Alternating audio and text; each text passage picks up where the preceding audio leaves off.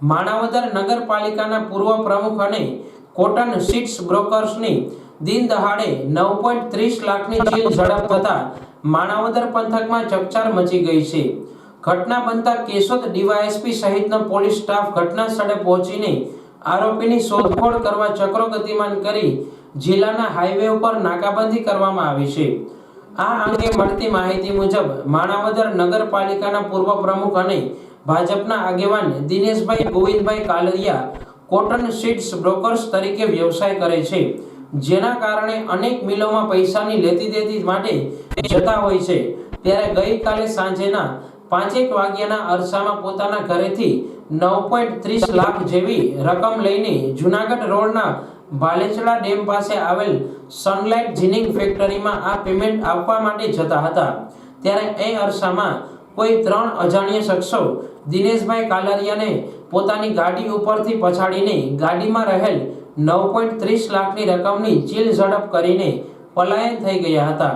મારું નામ દિનેશભાઈ ગોવિંદભાઈ કાલરિયા, માણાવદર રહેવાસી। હું કાલા કપાસ કમિશન કરું છું, કપાસિયાનું કપાન, ને અવારનવાર જીનુમાં પેમેન્ટ લેવાનું હોય, વેચવાનું હોય, એ કાર્ય ધંધો કરું છું ઘણા વર્ષોથી, ને કાયમી માટે આ રૂટિંગ અમારું કાર્ય છે।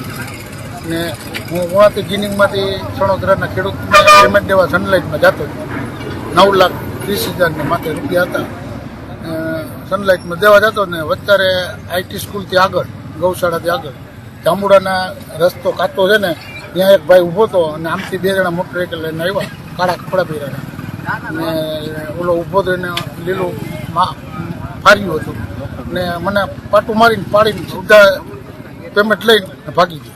આ ઘટના બનતા પોલીસને જાણ કરાતા Keshod DYSP BC Thakkar, PSI DH વાડા સહિતનો સ્ટાફ ઘટના સ્થળે પહોંચીને અજાણ્યા આરોપીને ઝડપવા ચક્રો ગતિમાન કર્યા છે।